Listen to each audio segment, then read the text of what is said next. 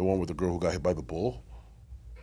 Like, bro. Bye. Okay, let's start because I don't want to miss anything. I don't want to miss anything. Listen, it's so good. Okay. Are you ready, Mama?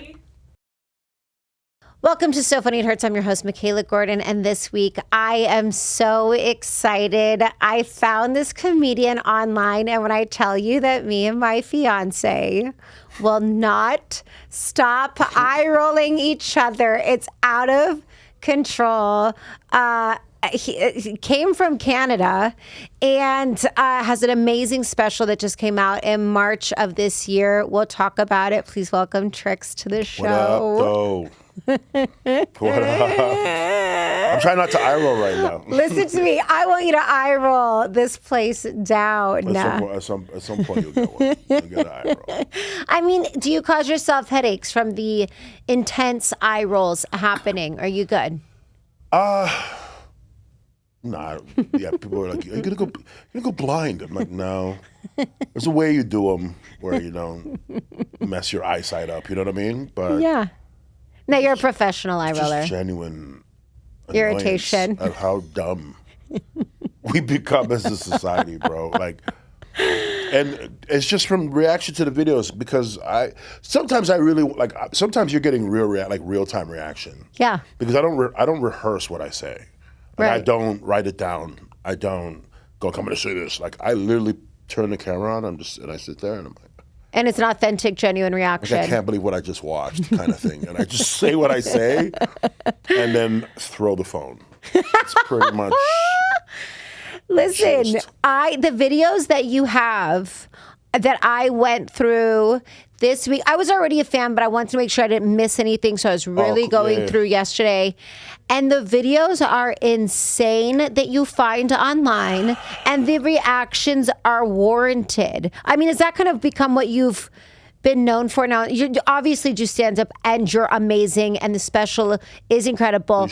But have you found that the traction came from social media with these reactions? People rather see the reactions. Like, I remember it started out with me making fun of hairstyles. Like, people used to send me like the dumbest hairstyles, and I used to just like side to side. There wasn't even like a sequence where you'd see the video first and then I pop up. It was where I'd be side to side just staring at this hairstyle and then reacting.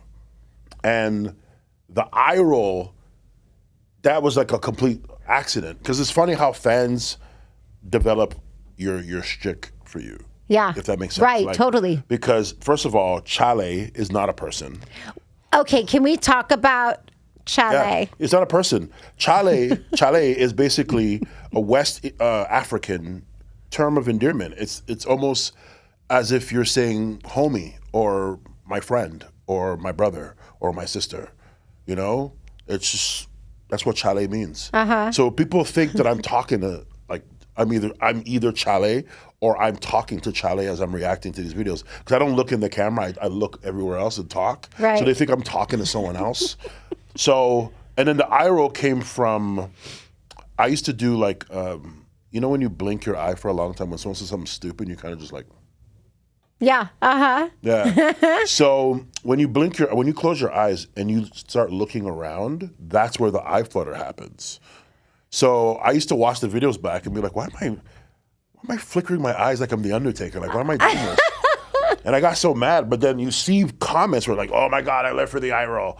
Oh my God, leave the eye roll, that's hilarious. And like, it's like, so I left that because of the fans. Like that was not intentional. It was me trying to like blink my eye because I was like, this is so dumb. Well, for having such a career in speaking, it truly is in your silence where I found myself screaming to death. And then once you know what you're doing, it becomes even funnier. I already know what the reaction's going to be, but it's funnier even knowing it. And then we live in a world where people find reasons to get offended. So I've had people like, you need to stop doing that. It's just like annoying. You need to stop doing that. It's weird. And I'm like, how does my eye roll offend you, man? Like, really? You know, like, really? This is what we become? Everything bothers you? Like, but the eye roll is staple to like, for example, the girl who got hit by the bull. Okay, so now for people that are not familiar with this video, you posted a reel yesterday. Recently. Recently. What was the video of? So I guess it's this group of people, okay, who are, I guess, judging from the video, the game is there's a circle, right? And you're in this bull arena, and there's a circle, and you have to stay in the circle when this bull comes out, and whoever comes out of the circle loses. No matter what happens, you can't leave the circle. And obviously, bulls see people, they are charging someone. So, bruh. So the one girl stands alone on one side and the other three stood together. And that bull came out and went straight for the girl and like punted her yards away from the circle. And she lays motionless in this video. And we're like, yo, is she like even okay? But what made me laugh was the fact that one, you didn't even try to move out the way. That's one. Two, the announcers act like this happens like every Tuesday. Like the announcer was like, oh, we're gonna have to get the EMTs out here. I'm like, really? Can anybody check if she's alive, bro? Like she's literally motionless for the rest of the video. She's motionless. No one goes to check on her. No one picks her up. It's just her laying there. So we don't know if she's okay. She's just laying there. I like to think she's okay because I don't think anybody would post that if something bad happened to her. I don't think might. The world's sick. Right. So I think what's funny is your reaction is also the how ironic it is. Like, it's not, you can't be offended about a video that you're reacting to that's already been posted. Like, I'm not encouraging the violence. No. I'm not. But like, you said you can stand in the middle of a circle to fight off a bull. So my reaction is like the absurdity of this. Like, first of all, what kind of game is that? What kind of game is that? Secondly, I say in the video, if you want to be in a small space and avoid an angry creature, just get married. You know, like just get married. Trixx, I just got engaged. Slow down, my guy. Just get Trying married. to make it a little fun for myself. I'm just saying, if you want that life challenge, just get married, bro. You know, I just think it's hilarious how people do dumb things for likes and views. Well, it's crazy. That's what social media is now. Speaking of married, are you married? Are you in a relationship? No. Have you been? I was. Before I moved here, I was in a relationship with someone, and we kind of broke it up because I was moving here. We just don't want to do the long. We're still friends. Yeah, it's hard. But we didn't want to do the long distance. So let's go back then, because you're from Canada. Yeah. You actually know Chaterina, who was here last week. I do know him. Which I love. He was so fabulous. Hey, man, really funny guy. Hey, man, shout out to him, dude, because he was one of the smarter guys who took advantage of our situation in the pandemic. Right. Right? Like the pandemic was, everybody was home, glued to their phones. And he just, found a way to go viral by putting out content. And, now he's selling out venues all across the country. Yeah, he's crazy. Good for him, man. Yeah. That's... Yeah, but you are too. You are too. You're playing around. Yeah, I'm fortunate enough to play various venues. I'm not on the sellout tip yet. I'll get there. Yeah. But, well, let's talk from the beginning then. So you're from Canada, but what is your descent? Oh, my parents are from Ghana, West Africa. Okay, and they moved to Canada. They moved to Canada. I don't know why they picked Canada. They picked Canada. And they were first generation. Yeah, they moved here and then had me in Canada, and I do not know why they chose. Like, you're from Africa, man. You couldn't. Like, we couldn't have did Florida, or Yeah, why not Florida? Florida's beautiful. California. No, you came to Canada. Well, maybe because it was. I don't know. I don't regret living in Canada. I don't regret being born in Canada. I don't regret being Canadian in any way. Yeah. Because, we get free healthcare. Yeah. Hey now. But yeah. It's good. So you were raised there. You were born there. Mm-hmm. And how did you start doing comedy? Was it like, because oftentimes when I talk to comedians, and even from myself, and the premise of the show is like, the reason I'm funny, the reason I ever did stand up was because I loved the validation of laughter growing up. I grew up in a really dysfunctional home. And so that's like how I found love. And also like swiped out of a couple beatings in my life was by making everyone laugh. I'll be honest with you, man. I'll be very transparent and vulnerable on the show if I have to be. Basically, I believe my comedy comes from when I was younger. I always enjoyed making people laugh, no matter how I did it, whether it was making a fool of myself or making fun of other people. Maybe it was to take the attention off of myself because I was self-conscious when I was a kid. you know? So I feel like if I was making fun of other people, then you wouldn't focus on me. Right. So my comedy comes from different realms of pain. Did you get bullied growing up, or was I it sure different? did. You did. Sure did. You cannot have this nose and not get bullied. I like that Of course you do. nose. I like the nose too. I'm not changing it. It costs too much. But and that takes time to love yourself. But when I was a kid, I did get bullied. I got bullied constantly. So being Because is there a big community from Ghana in Canada? I mean, there's an African contingency, but it wasn't African kids who were bullying me. It was I lived in a neighborhood, a small neighborhood.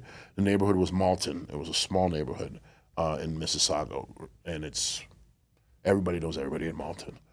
And I'd go outside and I get picked on. It's just standard. That's what kids do. Yeah. They're assholes. Yeah, they're assholes. They find the person who's different and they pick on that person. But that's what I'm saying. Not that there wasn't a community there. Was it very diverse where you grew up? Or It was. I remember, and it's interesting because I remember my neighborhood going through different phases. Like one phase it was very Italian, and then another phase it was very black. And when I say black, I mean Caribbean, African. Like it was black in the 90s, and then it became Indian, East Indian. So it definitely went through its transitions. But I didn't get picked on necessarily because I was black. I'm not going to play the race card. It was because I was different. It was because, I remember one time my mom, she was a hairdresser, and in the beginning she was a bad one. And she, when jerry curls were cool, she tried to jerry curl my head. And she put, I don't know if it was the wrong ingredient or maybe she just didn't know what to do, but she ended up giving me like this infection where I had to go bald for a bit. Not for my whole life. did she like burn it off or something? Something happened. It was like a chemical burn? Because back in the days, jerry curls was very chemically, right? Yeah. So she messed up my head, and I was bald, and I will never forget those kids. Like being bald back then, in the '80s. Like bald is cool now. Yeah. Right? Bald is a haircut now. Yeah. But back then, bald was like you ain't got no hair. Yeah, Trixx, you got some mama trauma. Man, they made fun of me, bro. So that bald, big nose, bruh, it was not fun. But my escape was making people laugh. My escape was being around people that allowed me to make them laugh. Yeah, I love that. Whether it was being silly, cracking jokes, and then I had my venomous stage where I was like, I was horrible to people. I make fun of them. If you insult me, I used to be a master of insulting people. Yeah. And I'm not proud of that, but I was a very mean guy. But I think you said it in a way that's so true. If you don't feel good about yourself, you'll do anything to keep that attention off of you. Absolutely. And it really is used as like a wall. Like I'll get you, I'll attack you before you can get me, however it comes out, funny or venomous. The real reason for that, though, is if you're honest with yourself, it's really just you keeping the attention off yourself. Yeah. Right? As long as it's like you just keep pointing that way. And as long as you get people looking there, they don't look at you. At least you think they're not looking at you. Right. But that's your defense mechanism is to look, yeah, I got a big nose, but she's fat, though. And it's like, you just constantly shift the energy elsewhere. That's not a good thing to do. It's horrible to do. But when you're young, you don't know better. So the comedy, me becoming a comedian, really came from the lighter side of me, who was always joking around and always performing some way, somehow, even if it was just me sitting among friends and just cracking jokes and just being stupid, or even quoting movie lines or whatever it took to make you laugh. Yeah. You're like, you got to do stand-up, dude. Were your parents cool with it? Were they supportive? Absolutely not. No, they weren't. African parents want you to be a lawyer or a doctor. Any ethnic person watching this knows what I'm talking about. Ethnic parents want you to be a doctor or a lawyer. Yeah, Amber's saying, yeah, you agree. You came from that too? I did, unfortunately. So my grandmother wanted me to be either to follow her footsteps into not hospitality, but into like the hospital like environment because she was always in it. Right. And then she tried to do it with my auntie and my mom. And my auntie wanted to do film, and so did my mom, and they kind of fell out of it. Yeah. There's 3 reasons ethnic parents are that way. One, they want you to do what they couldn't. Whether it's, sometimes they like to live vicariously through you. So maybe what they wanted to be, they couldn't do it, so they want you to do it. 2, they want to brag to their friends. Ethnic parents love bragging to their friends. My son just finished Harvard. Well, my son just finished Princeton. And it's just like that one-up of, yeah, my son's going to college and he's doing this and he's getting his master's in this. And nobody wants to go, well, my son's a comedian and he tells jokes for drink tickets. Gets paid in drink tickets. So, everybody wants, you want to sit there with especially mothers. They want to be there with their girls. Like, oh, my son, he just got his master's. He's going to be a doctor. And I'm so proud of him. And he's head of his class. And everyone's like, oh my God, good for your son. Good for Eric. And then everybody's just going around the room explaining how great their sons are. And then and my mom's sitting there going, well, my son, he tells their jokes. Very funny, Well, you know what? We should take it up with her. Maybe she shouldn't have fucked up your Jerry curl. No, it wasn't even her. I'm just kidding. My dad's the same. Like it's just an ethnic thing. Yeah, of course. And then the third reason is they want you to be financially stable. They want you to have a secure future.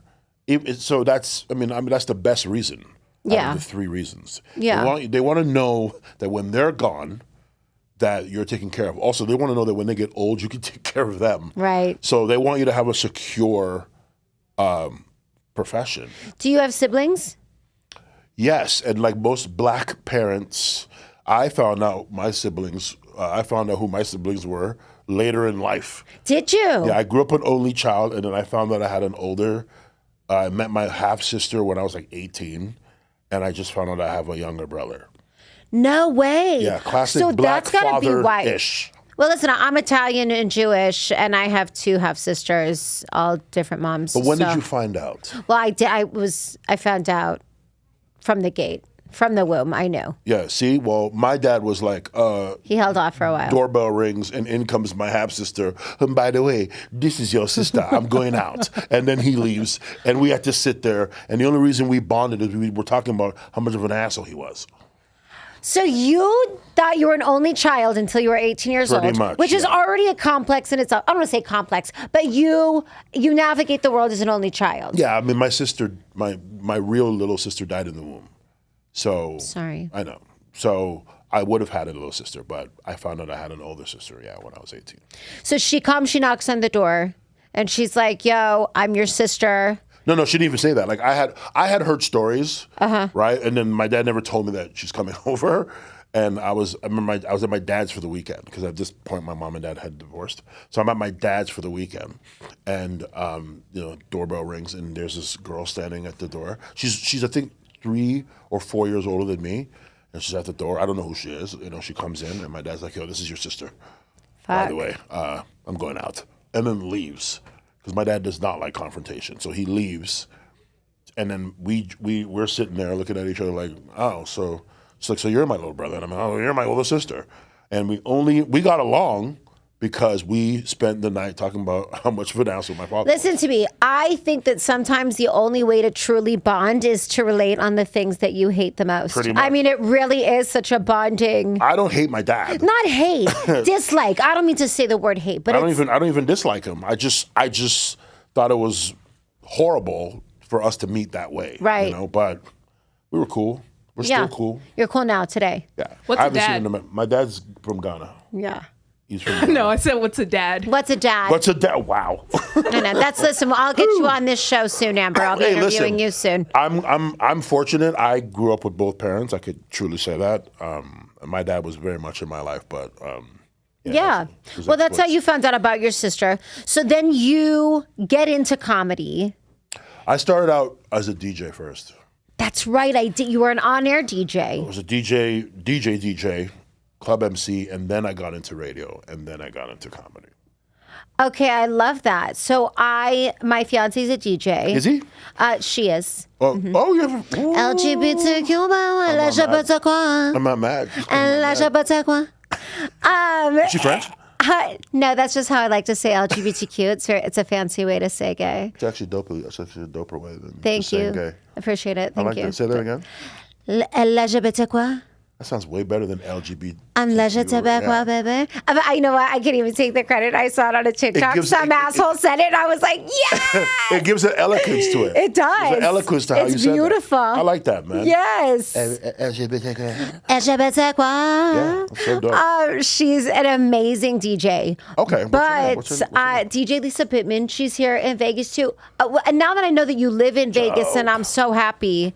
I want you to come be with us whenever you want. Oh, absolutely. But dude. she's so dope. And I love DJs. And I will tell you, I never respected the craft because, listen, DJs get a bad reputation with just pressing buttons and shit. Well, and DJing is so hard. I'm sorry. I'm going to say this. I come from when we didn't have Serato. I come from the DJing. And listen, no knock on the DJs of now, okay? Because I know some of you can actually mix. Some of you produce your own music. You guys know all about mixing and sequencing, all that stuff. Not you DJs, but I come from when we had to play records.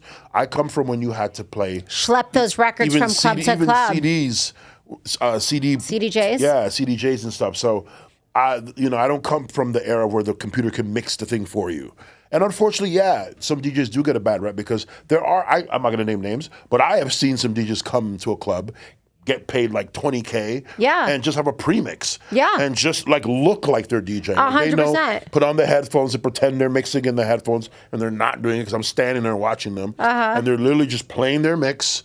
And the crowd can't see them, so and then they know. We all know how EDM songs go. Yeah. When we know when to put our hands up, we know when the breakdown of the song is. When they get everybody 1, 2, 3, get them hype.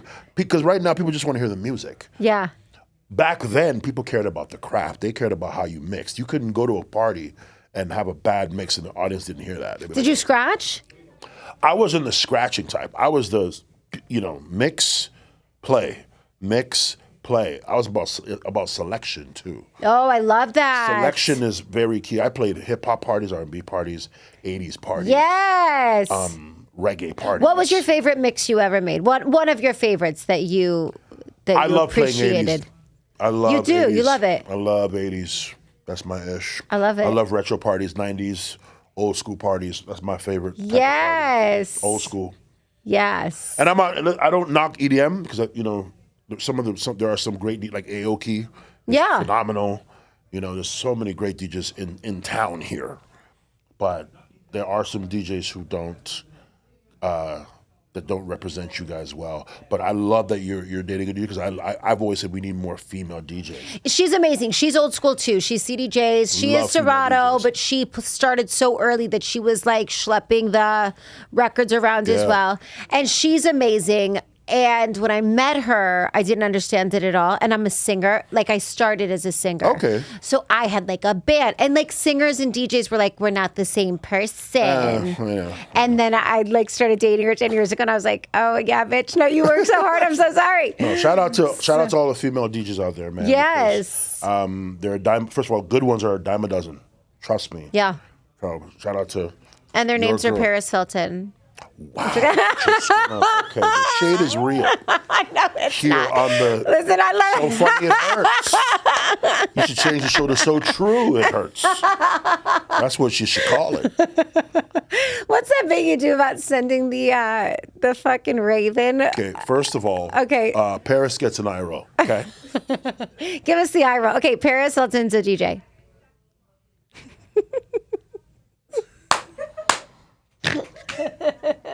Oh my God, nothing makes me I don't know what it is. As we go through this, I watched her DJ one time and I was like, so nobody's upset by this? Like no one? I felt the same way for Lisa. I was defensive for Lisa. No.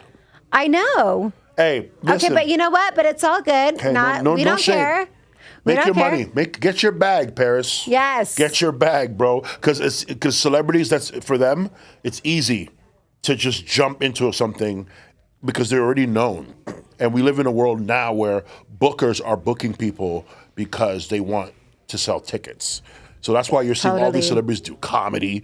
You're seeing all these guys DJ. Everyone's a DJ now. This is why I think you win. I felt this way about Che as well. I love that you were already a stand-up comic before you ever went to social media. Absolutely. Because it really does give you the opportunity to set yourself up for so much success. We watched in all of the pandemic people just becoming famous because nobody had anything to do, and these numbers went up.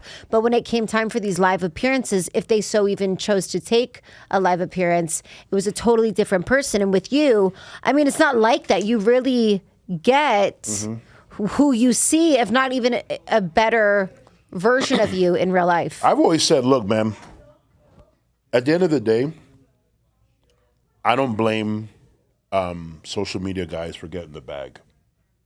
Okay? Because at the end of the day, it's bookers' responsibilities to scout your talent and make sure you're booking quality. But social media has made bookers lazy. You know, it's all about, oh, this guy can sell out my building on a Monday, book them. They don't even care if they're funny. Totally. You know what I mean? It's just like he sells out, and I'm going to sell multiple drinks at the bar, so I don't care. So bring them on, and they don't even check if the guy's funny or not. Yeah. And 8 out of 10 times the openers are funnier than the guy. Right? The openers who are real comedians and have gone through the trenches come there and blow this guy out the water. But you know, those kind of people's crowds too they're there for the picture. Yeah. You know, they're there for like, oh, okay, I want to meet my TikTok friend and then take a picture with him, and then that's it. I'd rather be timeless. Like, I'd rather be someone that you come back to see. Totally. You know, so shout out to the comedians who were comedians first and then blew up. And I love that for them. I love it for those types of comedians, Like Matt including Rife. yourself, because you were already doing it, Yep. and it's so difficult to break in, I think, to a world like that with the proper recognition. And I'm happy that TikTok blew up for you, for your type of comedians. You got the recognition you deserved. I mean, like I said, And are. shout out to those guys who are putting up clips and going viral off these clips and selling out venues. Well, I want to talk about your clips because I know that we have limited time today, but I hope that you'll come back because I think that you're amazing. Don't worry, I'm not going anywhere. And I love you so Take much. your time. I want to give you, where are my little cards? I might have not brought them because I was so excited to see you that I might have left them outside. It's okay. I'm going to give you a couple of headlines. Okay. And then I want you to react the way that you naturally would. Did they fall on the ground? Right there. Okay, well, you don't have to yell. I'm just trying to be great here and impress you, so calm down with that fucking water. Can I just be fucking cool back to you? Okay.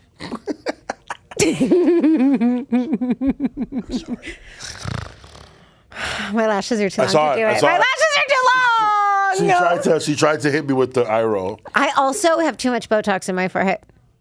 I just look like who's in The Shining. That's what I look like. I want to be like you, and I look like this.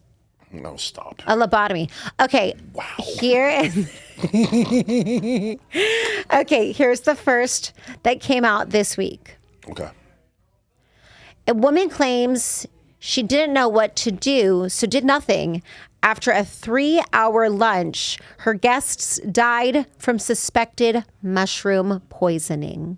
Say that again. So she A woman held a lunch party at her home. Okay. And 3 hours later, all the guests were dead from suspected mushroom poisoning. She doesn't know how it happened, but she was the only survivor in her own home.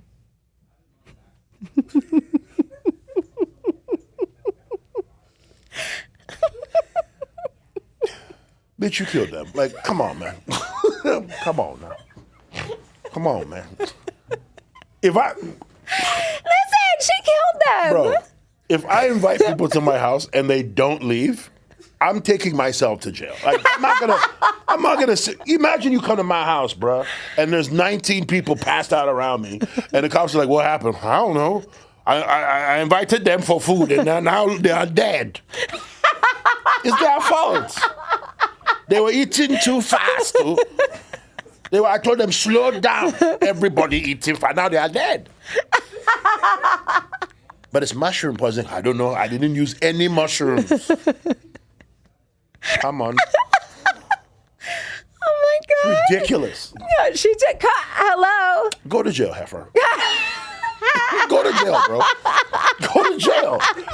Straight to jail. I invited people to my house and they all died and I don't know what happened. That's the best. You had a whole 5 minutes to come up with something and that's what you came up with? I don't know. She doesn't know. Go to jail. She just doesn't know. But if I'm the judge, I wouldn't even. I'm like, I don't want to hear the evidence. Jail. Straight to jail. Jail. Jail. With cooking lessons, bitch. Next time learn to cook. Jail. And she needs to be in the culinary course in the jail. Okay, here's the next headline. Police seeking man wielding the folding chair in Alabama brawl. Okay, first of all, that whole Wakanda Forever situation was hilarious. Listen, I think that's going to go. I don't know why black people are celebrating this. Okay? I am black, and look, I get it. The only victim in that entire video is that one security guard. That is the only victim in the video. Okay, he was doing his job and he was attacked by 5 white people. Yes. He's the only victim. Everything else that comes after that, y'all chose to do that, okay? Now, shout out to the people who came and helped the security guard, all right? But all the other fights that were going on, I don't know, man. I don't know if that was pissed off because you lost the limbo contest. I don't know if it's pent up anger because someone took the room you wanted, but all that other shit had nothing to do. Were there fights happening that had nothing to do? Bro, these were personal pent up fights, and they just used, bruh. Come on, man. After they helped that security guard, that shit should have been over. All right? But the fights kept going. Why is there a chair in this man's hand? Bro, it wasn't even. Honestly, it's because we were raised on Jerry Springer. You want to know what's funny? I watched that video 5 times to see where the chaos truly starts. Because I don't get it, bro. First of all, I'm glad those white people got their ass whooped. This is not a racist thing. Yes, okay? It's not a racist thing. They should not have pummeled that man. And you know what? And you could reverse it. If it was a white security guard and 5 black people beat him up and white people came and jumped in, I'd have been like, good. Because no security guard should take any violence because he's doing his job. Yes. If he told you can't do something, I don't know what he could have possibly said for him to be hit. Right? Nothing, just doing his job. There's nothing he could have said to warrant 5 young people beating him up. Well, first of all, they were young, but they looked 58,000 years old in the video. Turns out they were only like 30-year-old men. One was a 60-year-old. I would like to say, and he looked it. Let's thank the heroes of the video. Let's thank that dude who proved that black people could swim. You understand me? Because that has been a stereotype that has been gone wrong for quite some time. I am glad there's a black man swimming in that video to the defense. Took him long. He needs to work on the stroke. It was too long. There was a couple of times where it looked like he was going to drown. But all y'all that were dissing black people that couldn't swim, that dude proved it. Because me personally, I would have went around. There's no way I'm swimming. I don't care. Listen, if I saw that man getting beat up, I'm going around. I know there's a bridge or something that gets you across. I'm not jumping in that nasty ass water. And what would that have looked like? You see him, unless and it was my father. Are you looking for the bridge? Are you actively seeking the bridge? Are you going off of the boat around on this bridge? I'm not getting in the water. That's what I'll tell you. Okay? You see how long it took him to swim? Now, that was all adrenaline. That was not technique. Okay? That was all adrenaline because it was adrenaline that got him across. It took him 10 minutes to get across there. But, and the people filming him too, I was like, come on, man. You're not doing that guard any service. Okay? The fight was done by the time he got out in the water. You shouldn't have swam. Shouldn't have swam. It was kind of done, but I respected it. Look, to the dude with the chair, they haven't found him yet. Well, okay. Well, I don't know how. He was the only one with the chair. Secondly, the women had it. Okay, the women took care of the girl on the floor. They sure did, and I love to see it though. They listen. It's men's egos. Trust women. The women had that handled, bro. You don't have to come there and whack her with the chair. All right? And that police sucked because in the video, the police had the guy. So how did you lose him? How'd you lose him, bro? How did you lose him? He hits 2 people. He hits the white dude, right? And then he hits the woman on the ground, which was completely uncalled for. She's down, and the women already had her. I thought she was still messing around. I thought she still got up and was still fucking around. 3 women are kicking her ass. Let the three women handle it. You don't need to whack her on the chair like you're Stone Cold Steve Austin. And then the police grabbed him. They had him on the floor. How did you lose him? They lost him. How are you still looking for him? 3 of you. 3 of you had him on the ground. Put his arm behind his back. Yeah, they everything. did. Got the chair out the way, unless another person picked up the chair and continued the Lord's work. And I feel like what's important is we do acknowledge the chair's work. Look, first of all the memes are hilarious. You know, the whole Avenger memes. The memes are the best. Greatest things I've ever seen. And you know what? This victory is, the way black people are celebrating this, it's like the OJ verdict. Okay? Remember when OJ verdict came out, we all ran down the streets like OJ was our cousin. At the end of the day, I'm not celebrating this. I thought the whole situation sucked for humanity. I am happy that people stepped in and helped the security guard. Of course. That's the only part of the video I was like, you know what? Good. But there was a part where the fight was done, and then some other shit happened. Because it was, if you notice, it was on 2 different sides of the pier. Yeah. That other fight was not because of the security guard. That was because somebody beat somebody at limbo. Somebody cut in front of somebody in the buffet line. Okay. This was all pent-up anger of this trip. But honestly, buffet lines are lit. Hey, Don't cut me. I'll tell you right now, I'm not going on a riverboat anytime soon. I'll tell you that. I'm not going to Alabama. That is a I was horrible going to postcard. Alabama before this. Hey, not going now. Alabama, that's a horrible postcard for your city. Okay, roll tide. I think the fuck not. And I'm not going there. No, we're not. Because you might get yourself into a brawl where somebody's uncle swinging chairs. How the hell the police have him and lose him? They lost him. Okay, so on a level of 1 to 10, what is that eye roll? You know what? I just, that's one of those videos where I didn't even react to it. I just put the video up and just said, wow. You can't, how do you react to that? Can't. There's too much to unpack in that video. There's so much to unpack. Okay? The security guard, obviously. Did you see the guy's Crocs slipped up to his knees? Well, he's an idiot. I'm glad he should, first of all, he should got arrested just for wearing those Crocs. So I'm glad he got arrested. Put him in jail, put him under the jail for that ridiculous fashion choice. I don't even care what he did in the fight. Okay? Because I'm not, no disrespect, white people, but a lot of you didn't do nothing. I saw a couple of hits, and then you got beat up, and then you ran. One dude jumped back in the water. You saw that? One white dude jumped in the water like he was looking for Aquaman. He left his family and jumped back in the water. He had a whole yacht. Do you understand me? You know how afraid you have to be to not just get back in the yacht? This man jumped in the water. He swam away. Looking for Ariel or somebody. If my family's getting beat up if I'm going to be a coward, I'm going to be a smart coward. Go back in the yacht. There's rooms. There's a whole cabin in there. You'll jump in the water. Who are you looking for? Who are you looking for? Bye.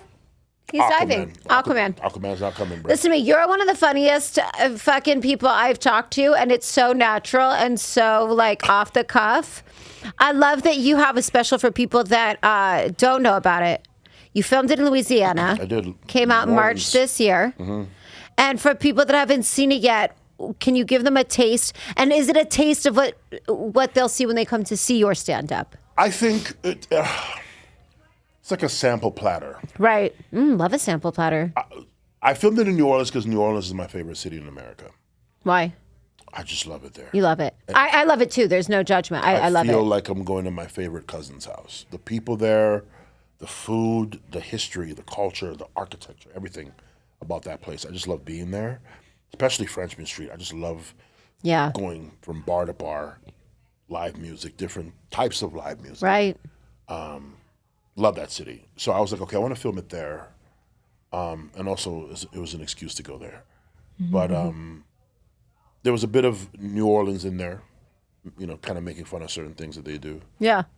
And I thought that it was dope because a lot of my friends who are from New Orleans loved the fact that I kind of shined a little bit of a light on New Orleans. I could have filmed it in Toronto, right? Yeah. I would have packed out the theater.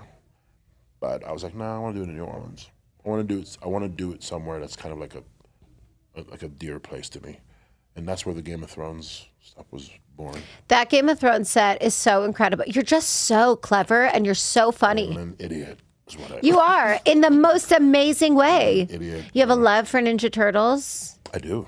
and I think that's fabulous. Shout out to the Turtles, bro. Shout out. Michelangelo, Raphael, Donatello, those are my bitch. guys. Yeah, Yes. I just my whole thing in comedy is like, let's just get back to laughing. Yeah.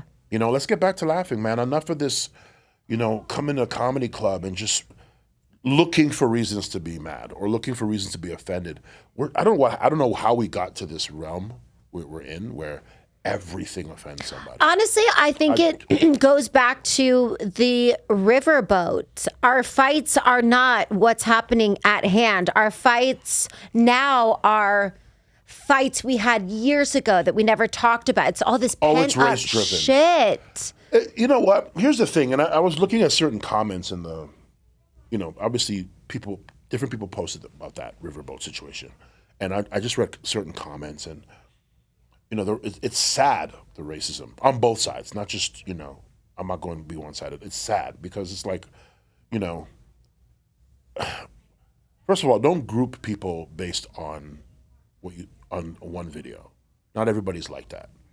But let's call it what it is. Let's call it what it was, all right?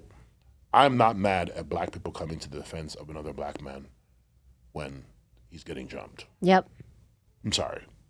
I don't know what the security guard, I don't know how old the security guard was, but there's no, listen, There were 5 men on that man. I'll tell you right now, it could have been 5 black men on that security guard and black people coming to his defense. And I still would have been like, good. But I think the reason why black people celebrate that video is because of the unity, man. Yeah. It's the much needed unity in our community. But also it's not. We haven't seen those videos. Everything gets filmed now, and listen. I'm not. The climax too. You don't see what led right to the situation. Right. I think that, and I would never make light of that situation. I love your commentary because at the end of the day, but I say I feel like you making light of it is different than me making light of it. But it's because that's the power of comedy. You can take anything dark, racially driven, intense, traumatic, something that happened to you, and you can really make it funny. And that's the beauty of laughter and the beauty of comedians. The dude. Okay, how did you lose that much? How did you lose him? I'm just, you know what? Look, it is an unfortunate situation, and obviously, us comedians, we will find the funny. But you do that. That was just a credit to you. You have to, and there are things you can't find the funny in. I can't find the funny in George Floyd. I can't find the funny in Trayvon Martin. No. I can't find the funny in Breonna Taylor. I'm not going to look for the funny in those situations. It is. There's been so much going on, so I think part of that video is also people being fed up, just fed up of, because even what pissed me off in that video too was how the cops would come in there and only like grab and detain the black people. Right. Like, stop acting like we just woke up in the morning and just decided to start fighting people. That's not what happened. You know what I mean? They were defending the dude. Why aren't you holding any? Like, at one point, I saw one white dude from his boat. He was going into his cooler and tossing beer, right? He's tossing glass, and not one cop goes to him. But as soon as the cops get on the scene, they're grabbing the black people as if they're the aggressors, and that's the part that's the only part that made me mad in that video. Was like, okay, man, won't you look at who started the situation? And this is not me going after one race of people. I don't want to say that. I don't think anybody thinks that though, especially this audience. I don't think so. I actually don't want to think that because I have white friends, I have black friends, I have Latino friends. I love everybody. You know what I mean? I love everybody. But stop acting like, this is a situation where, I'm going by certain comments that were said by certain people. Oh, here they go again, always resulting to violence. And I'm like, what do you mean always resulting to violence? What if that security guard was your dad, dude? What would you do? You know what I mean? What if that was your family member? That's somebody's dad, dude. That's somebody's uncle. That's somebody's grandfather. So be thankful that somebody was there to help him out. Yeah. I'm sorry that it led to other unfortunate events, But be thankful that somebody was there to help him. You know what I mean? Because that could have gone horribly wrong. Horribly wrong. And thank God somebody filmed it. And thank God somebody got the context Horribly wrong. of what happened before it all went awry so that you could see that man literally was just doing his job. What if they threw him in the water and he couldn't swim? What if? I mean, I don't want to go through a bunch of what if scenarios, but I'm just glad that he was safe. Yeah. All the other stuff, yes, we're going to make fun of that stuff because it was hilarious. It just was hilarious how things could escalate to that. I'm just like, dude. Well, and I think that's the comedy of yours. And I'm going to let you go because I know you got a crazy day. And I'm so thankful that you stopped by. And please take this as an open welcome anytime you want. I love you. I think you're so funny. And I appreciate your comedy so much because I do think that you take how do you say, I don't know the phrase, when you take the piss out of the goat. You know what I'm saying? You take these stupid videos that they signed themselves up for. I just want you to see the absurdity of things. Right. Right? If I mention Donald Trump in a set, Trumpers actually come up to me after and they respect what I say because I'm not infusing my views on you. I don't care who you voted for. I don't care who you're gonna vote for. I just want you to look at the fact that like he was the president of the United States at one point in history. Like think about like if I told you in the 90s that Donald Trump was gonna be the president one day, you'd laugh at me. You wouldn't have believed me. Yeah. But this is where we are as a society. Like I'm trying to get you to look at the absurd, like just the simple absurdity of things. You know, like okay, for example, videos.